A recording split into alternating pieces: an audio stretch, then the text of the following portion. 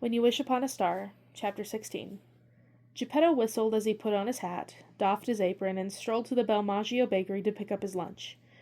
Usually he could afford only a small cookie or a slice of bread rather than a full lunch, but today he was going to buy an entire sandwich. Coffee, too. Why was he in such a jolly mood? Because of the music box he'd been making for Ilaria.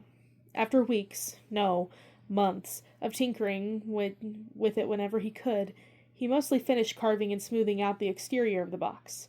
But he had trouble making it, well, musical. Setting the melody of the Nightingale aria into the box had been the bulk of his difficulty, but last night he managed to inscribe the first two notes, a promising breakthrough. If his progress continued at this rate, he might even finish it before Ilaria's birthday, 2 short months away. Still whistling to himself, he approached the main part of the Pariva. Autumn was here, and crisp golden leaves showered down from the trees, landing on Geppetto's hat and shoulders. As he swept them off his shoulder, he cast a glance at Mrs. Tappa's hat shop. Ilaria was inside, tying ribbons around the latest designs. When she saw him, a bright smile touched her face, and she waved. For once, Geppetto wasn't shy about waving back, and when she poked her head out of the door, shouting, "Geppetto!" his smile widened, and he went to greet her in person. "Heading to the bakery?" she said. "Let me guess, another square of shortbread?"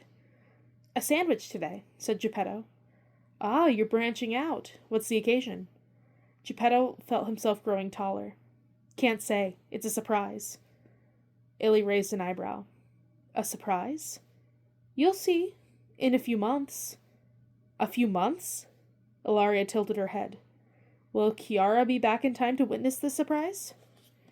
Illy's voice had the faintest strain as she spoke her sister's name. In the week since Chiara had left, Geppetto noticed that Ilaria tried to bring up whenever she could in a conversation. Those were the moments he could tell just how much she missed her sister. I would expect so, Geppetto said, not knowing how else to answer. "She did promise to be back in time for your birthday, didn't she?" "This surprise is related to my birthday? Now my curiosity is piqued, Geppetto." Geppetto's eyes widened. No, that's not what I meant." Illy laughed. She clearly enjoyed tormenting him. "At least give me a clue." He shook his head. "What about—" Illy ducked inside the shop and returned with a young yellow rose. "What about for this?" Geppetto took the rose, almost dropping it because his hands had mutaneously began to tremble. "Now will you give me a hint?" It sings," Geppetto stumbled. "Or at least it will." Illy offered her most winning smile. "Then I'm sure I'll like it, whatever it is.